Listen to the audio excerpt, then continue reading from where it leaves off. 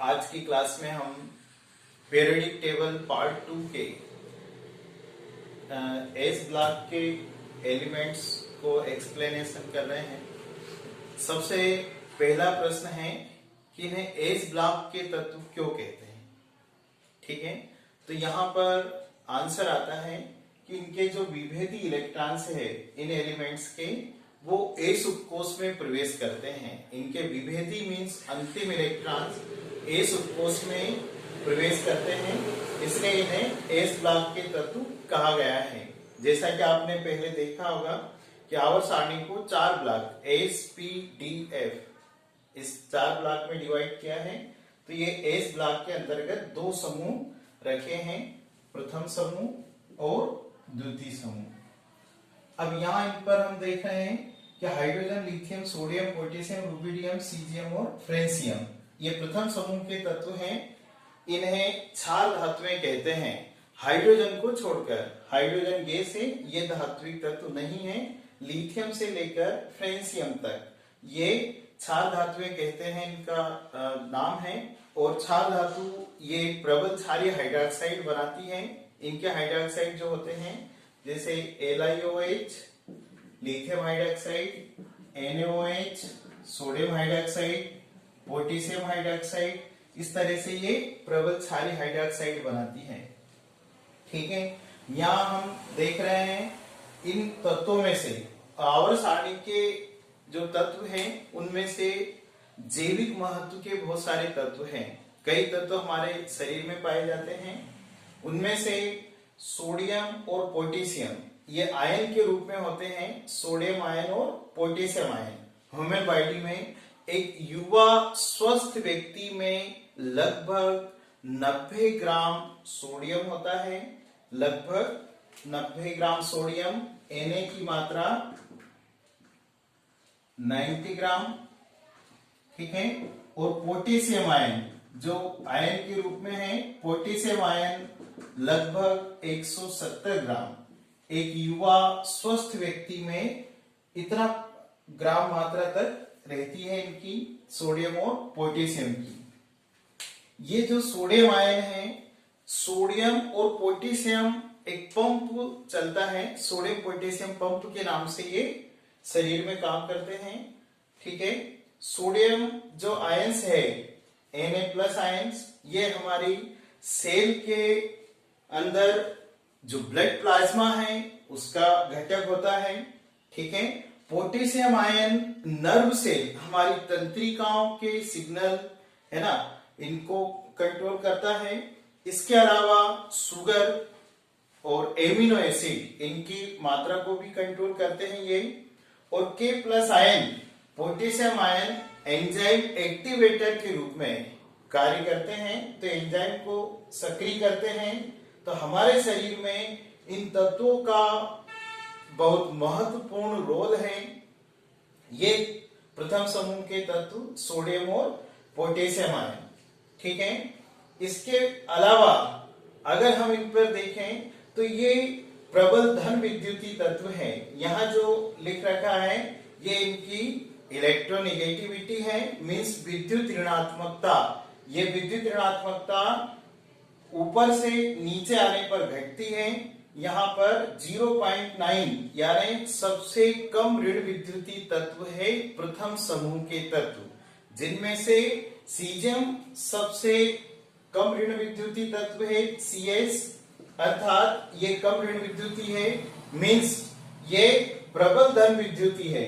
Caesium कहीं question आता है कंपटीशन एग्जाम में, तो सीजियम Cs प्रबल धन विद्युतीय तत्व है। ठीक है, सीजियम पूरे आवर्त सारणी में। ठीक, अगर आप यहाँ फोकस करें तो छोटे छोटे कई क्वेश्चन बनते हैं, ऑब्जेक्टिव टाइप के आते हैं, कई कंपटीशन एग्जाम में पूछते हैं। तो प्रबल धन विद्युतीय तत्व आपको याद रखना है सीजियम। ठीक है, यहाँ पर हाइड्रोजन गैसीय एलिमेंट्स हैं, तो इसके कई यौगिक पाए जाते हैं हाइड्रोजन के, और सबसे अद्भुत यौगिक है H2O। ठीक है, प्रकृति का H2O सबसे अद्भुत यौगिक है, जिसमें हाइड्रोजन 2:1 में होता है। इसके अलावा हाइड्रोजन के HNO3, nitric acid, sulphuric acid, NaOH, क्षार, sodium hydroxide, much many more, बहुत सारे यौगिक होते हैं हाइड्रोजन के। ठीक, और लिथियम, सोडियम, पोटेशियम ये अत्यंत क्रियाशील होते हैं। ये इतने एक्टिव होते, इतने क्रियाशील एलिमेंट्स हैं। एक प्रश्न आता है कि क्या कारण है कि सोडियम को मिट्टी के तेल में रखा जाता है? तो ना केवल सोडियम को बल्कि पोटेशियम वगैरह, रुबिडियम सभी को मिट्टी के तेल में रखा जाता है। इसके पीछे रीजन ये है कि ये जो तत्व है इतने क्रियाशील हैं कि ये वायुमंडल की ऑक्सीजन और जल H2O से क्रिया करके स्वतः ही जलने लग जाते हैं, ऑक्साइड बनाते हैं और स्वतः ही जलने लग जाते हैं। इसके कारण इनको बचाने के लिए मिट्टी के तेल में रखा जाता है, इनकी क्रियाशीलता के कारण। ठीक, तो ये प्रथम समूह के तत्व जिन्हें क्षार धातु कहते हैं। अगर आपको इनके परमाणु क्रमांक ध्यान रखने हैं तो हाइड्रोजन परमाणु क्रमांक 1 यहां से शुरू होती है, लिथियम 3, सोडियम 11, पोटेशियम 19, रुबिडियम 37। इसमें इधर के 18 जो समूह को हम जोड़ते जाएं 37 और 55 सीजियम का एटॉमिक नंबर है और फ्रेंसियम 87। यहाँ पर अगर हम फ्रेंसियम के बारे में देखें, ये फ्रेंसियम रेडियो एक्टिव एलिमेंट्स है, रेडियो सक्रिय एलिमेंट्स हैं। रेडियो एक्टिव एलिमेंट्स जो होते हैं वो स्वतः ही अपने में से अल्फा, बीटा, गामा जैसी विकिरणों का उत्सर्जन करते हैं। तो फ्रेंसियम एक रेडियो एक्टिव एलिमेंट्स है। ओके, हर समूह में ऊपर से नीचे आने पर धात्विक गुण बढ़ता जाता है, मेटेलिक प्रॉपर्टीज में इंक्रीज होता है, वृद्धि होती है समूह में ऊपर से नीचे आने पर। अब हम ध्यान दे रहे हैं द्वितीय समूह के तत्व, सेकंड ग्रुप एलिमेंट्स, ये भी एस ब्लॉक के हैं, इनके भी विविध इलेक्ट्रॉन एस उपकोष में प्रवेश करते हैं। तो बेरिलियम, अगर परमाणु संख्या इधर बढ़ती जाती है तो इसके 4, मैग्नीशियम 12, कैल्शियम 20, स्टेंशियम 38, बेरियम 56 और रेडियम 88। इसका एटॉमिक नंबर 88 है। ठीक है, ये द्वितीय समूह के तत्वों को एल्कली अर्थ मेटल कहा जाता है, क्षारीय मृदा धातु में कहा जाता है। ठीक है, ये एल्कली अर्थ मेटल है। ये द्वितीय समूह के तत्व इनकी तुलना में कम क्रियाशील है और ये इनकी तुलना में थोड़े हार्ड है, कठोर है। ठीक है, ये प्रथम समूह के तत्व मुलायम होते हैं, इनको चाकू से भी आसानी से कट किया जा सकता है या हाथ से भी तोड़ा जा सकता है। सोडियम, पोटेशियम ये इतने मुलायम होते हैं। अब द्वितीय समूह के तत्वों में हम देखें तो हमारे शरीर में, ह्यूमन बॉडी में मैग्नीशियम और कैल्शियम का महत्वपूर्ण योगदान होता है। ठीक है, ये मैग्नीशियम और कैल्शियम, अगर मानव शरीर की बात करें तो मनुष्य के शरीर में लगभग 25 ग्राम, 25 ग्राम तक मैग्नीशियम होता है और कैल्शियम बहुत ज्यादा मात्रा में होता है। लगभग एक युवा स्वस्थ व्यक्ति में 1200 ग्राम, ठीक है, 1200 ग्राम कैल्शियम उपस्थित रहता है। ठीक है, तो इतने महत्वपूर्ण तत्व हैं ये जैव शरीर के लिए भी, इनका बायोलॉजिकल इंपॉर्टेंस है। ठीक है, ये Ca2+ आयन के रूप में, Mg2+ आयन के रूप में, क्योंकि इनकी ऑक्सीकरण संख्या +2 है और इनकी +1 है, तो ये Mg2+ आयन के रूप में और Ca2+ आयन के रूप में होते हैं।